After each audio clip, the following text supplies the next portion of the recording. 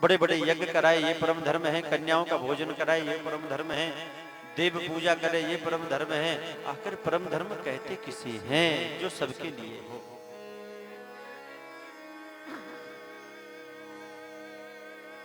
दूसरा प्रश्न हमारा यह है कि मंदिर में जब हम जाते हैं तो जब हमारी कामनाएं पूरी हो जाती हैं हमको लगता है कि भगवान वही बड़े हैं, और कामनाएं पूरी नहीं होती हैं तो उसके बाद भगवान को बदल लेते हैं। ये सही है कि नहीं? हमने ऐसे ऐसे लोगों को देखा है कि लोग भजन कर रहे हैं घर में, भगवान की खूब सेवा पूजा कर रहे हैं, और भगवान के सामने संकल्प रख लिया कि मुझे ये चाहिए, और जब कामना पूरी नहीं हुई तो भगवान को उठा करके मंदिर में दान में दे देते हैं। हाँ राम जी, हमने देखा लोग अपने भगवान से ही भरोसा हटा लेते हैं। ध्यान रखो, जिसने जीवन भर केवल दिया ही दिया है, लिया कुछ नहीं है, और आज तुम्हारी मन की नहीं हो पाई तो तुमने भगवान को ही बदल दिया। रोज भगवान से मांगने जाते हो, कभी जाकर के ये कहा आपने भगवान से कि आज हम मांगने के लिए नहीं आए हैं, तो आज हम तुमको ही मांगने के लिए आए, हमें तुम ही चाहिए। किसी ने कहा जाके अब हमें कुछ नहीं चाहिए प्रभु, हमें तो आप चाहिए, आप ही हमारे घर चलो, ऐसा कोई है? सच्ची बात हम बताएं, सच्ची बात यह है कि आज का इंसान इतना स्वार्थी हो गया कि भगवान भी आपके घर में आ जाएं और कहें कि महीने 2 महीने आपके यहीं रुकेंगे, तो आज का व्यक्ति कहेगा महाराज इतना समय मेरे पास नहीं है, आप तो बैकुंठ में ही चले जाए। भगवान की जरूरत किसी को नहीं है, भगवान जो दे रहे हैं केवल उसकी आवश्यकता है। अगर घर के ठाकुर जी आपसे मांगने लग जाएं कि आज मुझे पकौड़ी खानी है, आज मुझे कढ़ी खानी है, आज मेवा में डली हुई खीर खानी है, 1-2 दिन खिला दोगे। कभी कभी दूध पीते हैं ना तो बड़े चाव से फोटो खिंचाते हो कि आज गणेश जी ने दूध पिया हमारा। अगर गणेश जी रोज पीने को मांगने लगे ना तो कहना महाराज अब इतना ही दूध होता है, वो सब डेयरी पे चला जाता है, अब इतना हमारे पास है ही नहीं कि हम आपको दें। ये स्वार्थमय जीवन इतना व्यक्ति का बढ़ गया है कि व्यक्ति केवल अपने स्वार्थ के वशीभूत होकर के निस्वार्थ भाव से प्रेम ना तो किसी से कोई करता है। अरे संसार में नहीं टिक पाता है, भगवान की तो बात अलग है। स्वार्थ खत्म तो प्रेम खत्म। दूसरा प्रश्न हमारा यह है कि भगवान कौन से बड़े हैं? ये जीव भगवान को बदलते रहते हैं, कोई कहता है ये बड़े हैं, कोई कहता है ये बड़े हैं, और फिर तो कई लोगों ने पाखंड के आश्रय से लेकर के रोज नए नए भगवान और प्रकट करने में लगे। लोगों को चाहिए चमत्कार, तुम्हारे भविष्य की बता दें, आज तुम इतने भैया हो, इतनी तुम्हारे पास जमीन है, इतने मकान है तुम्हारे पास, अरे भैया ये तो सब कुछ जानने वाले हैं। लोगों को चाहिए चमत्कार, और जब ये चमत्कार दिखाने लग जाएं तो लोगों की भीड़ लगने लग जाती है। लेकिन सावधान हो जाना, चमत्कार दिखाना बाजीगर जादूगर का काम होता है, चमत्कार भगवान नहीं दिखाते। भगवान तो स्वयं चमत्कार ही है, उन्हें क्या दिखाना।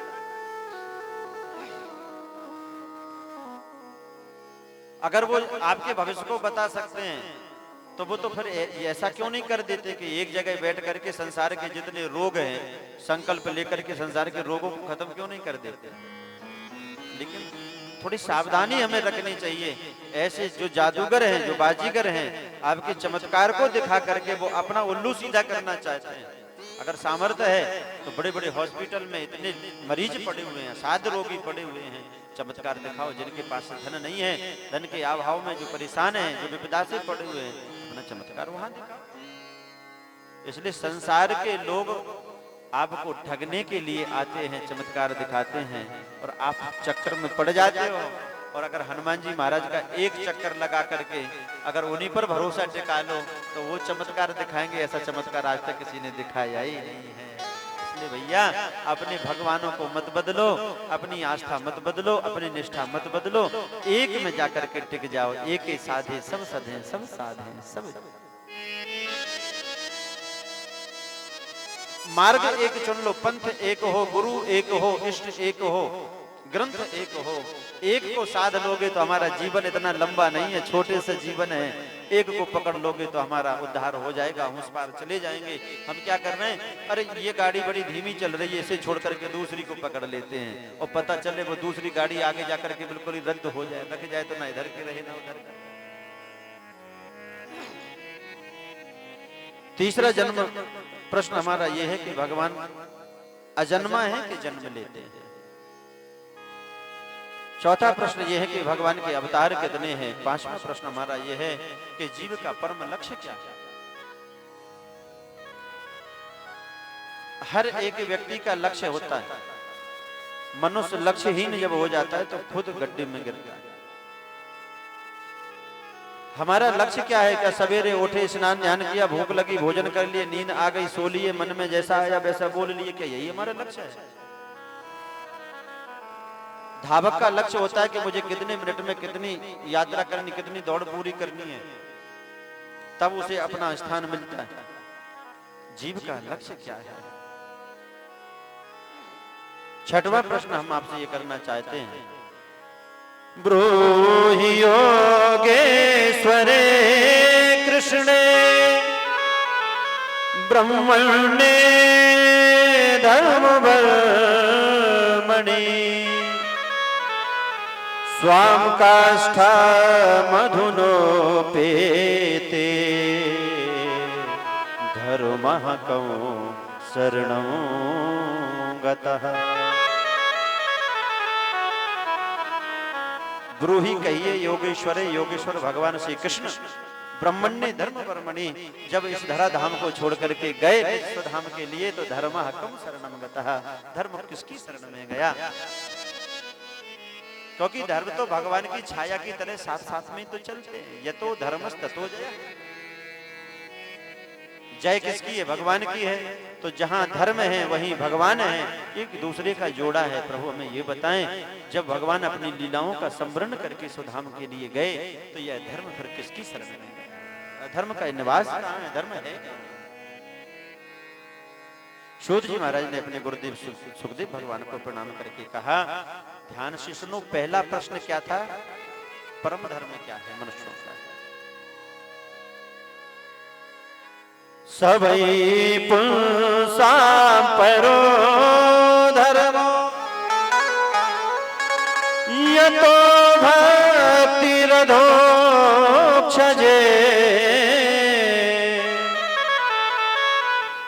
अहतु क्या प्रतिहता ययात्मा सौ प्रसीदति। प्रश्न पहला था कि परम धर्म क्या है, तो यहाँ सूत जी महाराज कह रहे हैं, सबई पुंसाम परो धर्मो। सबई पुंसाम बहुवचन है, सभी पुरुषों के लिए एक ही परम धर्म है। वो क्या है? बोले भगवान की भक्ति करे, अहित क्या प्रतिहता, हेतु रहित भगवान की भक्ति करे, इसमें कोई कामना न हो। सभी का परम कर्तव्य है। भैया हम ये लोग ये मान बैठे हैं, हम सोचते हैं कि केवल भजन तो केवल ब्राह्मणों के पक्ष में है। हाँ, अगर सीधी सच्ची भाषा में कहें तो हम लोगों ने ये बैठा रखा है कि संसार के जितने नियम कानून हैं वो सब ब्राह्मणों के लिए हैं, भगवान भी ब्राह्मणों के ही हैं, भजन भी ब्राह्मण ही करें, और हम जैसा मन में आए सो वैसा कर लें। अब ऐसा कौन से ग्रंथ में लिखा है भैया? यहां श्री सूत जी महाराज ये भी कह सकते थे कि ब्राह्मणों का धर्म ये है। वर्णाश्रम धर्म अलग सप्तम स्कंद में भगवान बताएंगे किसके वर्ण में कौन सी धर्म है, क्या करना चाहिए। लेकिन यहाँ तो ये बता रहे हैं परम धर्म क्या है। परम धर्म ये है कि सबई पुंसाम परो धर्मो, सभी पुरुषों के लिए, सभी पुरुषों का परम धर्म यही है कि भगवान की हेतु रहित भक्ति करे। भक्ति सबको करनी है। माथे पर चंदन केवल संत लगाएं, केवल भक्त लगाएं नहीं, माथे पर चंदन लगाना ये भक्ति का श्रृंगार है। शिखा रखना, चोटी रखना ये भक्ति का श्रृंगार है। गले में कंठी रखना ये भक्ति का श्रृंगार है। और अगर जिसके माथे पर तिलक नहीं हो, शिखा नहीं हो, सूत्र नहीं हो, कंठी नहीं हो, तो मानो ऐसा लगता है कि भक्ति अब यहाँ पर श्रृंगार नहीं किए हुए हैं, निरस है भक्ति, सद्भाव भक्ति नहीं है। ये भक्ति के सूत्र है। हम सनातनी हैं, हम सनातन धर्मी हैं, हम भगवान के भक्त हैं, तो भैया श्रृंगार और सबके लिए नियम कानून तो सबको बराबर ही है ना। लेकिन स्वार्थ में आकर के कुछ लोग कहते हैं अब हमें मन में जैसा आए हमारे वैसा खाएं वैसा पिएं, लेकिन आप लोग सही रहो, ये तो आप लोगों के लिए है। कोई छत्री कहते हैं हमारे लिए तो छूट है, हम जैसा मन में आए वैसा खा ले, नहीं, सभी के लिए परम धर्म क्या है, भगवान की भक्ति करें। मैं अगर मांगू तुम्हें तो कुछ न देना तुम मुझे, वरना आशिक नहीं मजदूर हो जाऊंगा मैं। बात स्पष्ट है, जरा समझदारी से समझें। दो प्रकार की भक्ति, एक सकाम भक्ति है, दूसरी निष्काम भक्ति है। भगवान का भजन किया, पूजन किया, प्रसाद लगाया, मंगलवार शनिवार को मांग लिया कि अब बेटा की नौकरी लग जाए, ये सकाम भक्ति है। 500 की नोट चढ़ा दी हनुमान जी के लिए कि बेटा की नौकरी 50,000 वाली लग जाए। देखो कितना सस्ता सौदा हो रहा है। 500 की नोट से मांग 50,000 रुपए रहे महीने के, वो ऊपरी इनकम अलग से।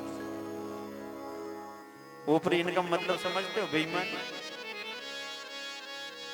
जब संबंध बनाने जाते लड़का क्या करता है, बोले अमुक पद पर है, कितनी तनख्वाह है, बोले इतनी तनख्वाह, और ऊपरी कमाई क्या है? ऊपरी कमाई मतलब बेईमानी की कमाई। इतना सस्ता सौदा है कि आप भगवान से अगर मांग लेते हैं तो ये तो मजदूरी हो गई है। पूरे दिन मजदूर काम करते हैं और पारिश्रमिक दे देते तो संबंध खत्म है, और अगर किसी ने पारिश्रमिक नहीं लिया तो संबंधों में वो बंध जाता है। ऐसे भगवान की ये निष्काम भक्ति है। अच्छा, जैसे गाड़ी है ना, आप कोई भी गाड़ी चलाओ तो जब वो गाड़ी चलती है तो उसका इंजन भी चल रहा है, आपने गाड़ी की स्टीयरिंग ले रखी, गाड़ी भी बढ़ रही है। कभी कभी ढलान जब आ जाती है तो ड्राइवर सोचे कि चलो इसका डीजल बचा लें, तो डीजल बचाने के लिए क्या इंजन बंद कर देता है और गाड़ी चलती रहती है। तो ये सबसे अच्छी स्थिति गाड़ी की यही है कि यहाँ खर्चा नहीं हो रहा है और रास्ता हो रहा है, रास्ता तय हो रहा है। एक स्थिति है कि गाड़ी खड़ी हुई है, उसे चलाने वाला कोई नहीं है, मतलब ना तो मन में कोई कामनाएं हैं और ना कामना के अनुरूप कोई कर्म हो रहा है। कुछ ऐसे भी लोग हैं जिन्हें चिंता नहीं है, भोजन मिल गया तो ठीक, नहीं मिल गया तो ठीक, पड़े हैं तो जहां वो भी ठीक है, उनके मन में कोई कामना नहीं। दूसरे भक्त ऐसे होते हैं कि जिसकी जैसी कामना है उसके अनुरूप मेहनत भी कर रहे हैं, तो मतलब मेहनत भी हो रही है और कामना की भी पूर्ति हो रही है। लेकिन सबसे अच्छे संत वो हैं कि मेहनत तो खूब करें, कर्म तो खूब करें, लेकिन बदले में भगवान से खुश ना रहें। ये जीव का परम धर्म है। और जब हृदय में भगवान की हेतु रहित भक्ति आ जाएगी तो हृदय की सारी गांठें खुल जाएंगी। वेद्यते हृदय ग्रंथि छिद्यन्ते सर्व संशया, क्षीयन्ते चास कर्माणि दृष्टयेवात्मनीश्वरे।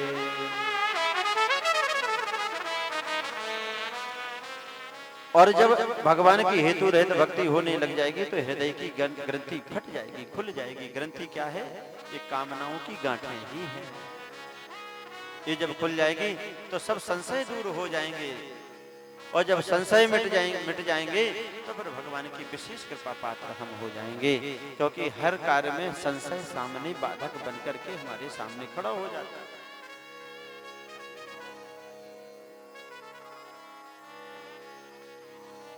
किसी भी कार्य में करने के लिए अगर हमारे मन में संशय है तो संशय आगे नहीं बढ़ने देते हैं। इसलिए संशय कब दूर होंगे? जब भगवान की कामना रहे तो हम भक्ति करेंगे, किसी एक स्थान पर हमारी भक्ति टिक जाएगी।